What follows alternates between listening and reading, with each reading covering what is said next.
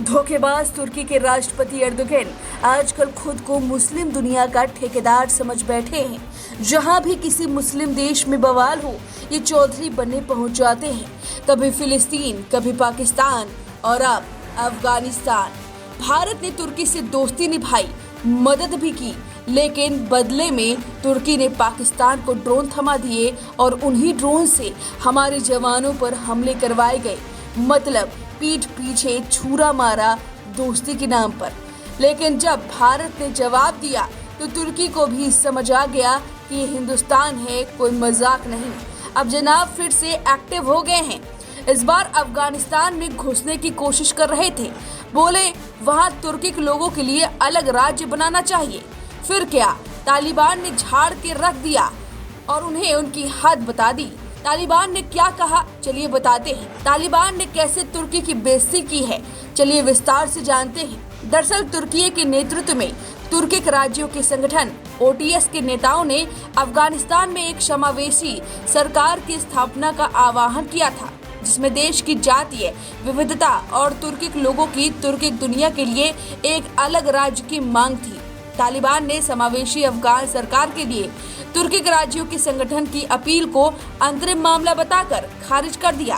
तालिबान के प्रवक्ता ज़बीहुल्लाह मुजाहिद ने कहा कि हमारे लोगों की इच्छाओं और सुझाव पर विचार किया जाएगा, लेकिन उन्होंने इस बात को जोर दिया कि अफगानों को ही घरेलू मुद्दे को सुलझाना होगा।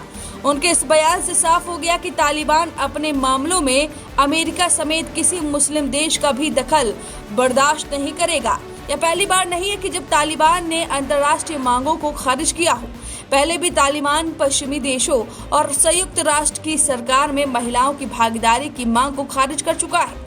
मुजाहिद ने स्पष्ट किया कि भले ही तालिबान अंतर्राष्ट्रीय समुदाय के साथ कूटनीतिक और व्यापारिक रिश्ते मजबूत करना चाहता है, लेकिन आंतरिक राजनीतिक ढांचे में कोई विदेशी निर्देश या दखल स्वीकार्य नहीं होगा। उन्होंने यह भी दोहराया कि अफगान जमीन किसी देश के खिलाफ इस्तेमाल नहीं की जाएगी।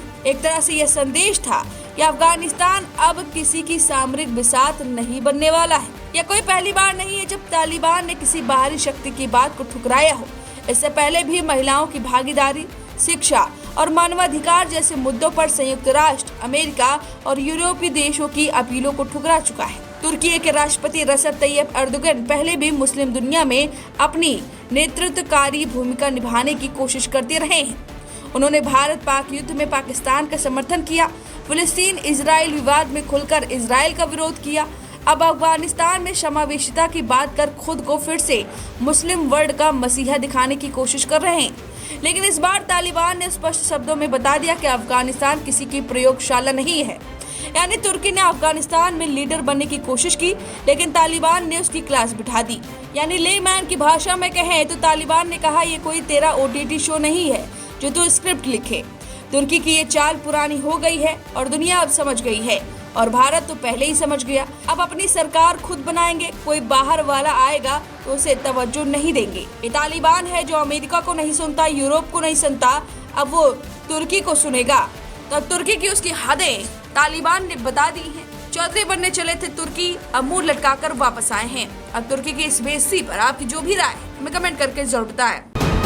VK न्यूज, राष्ट्र के नाम।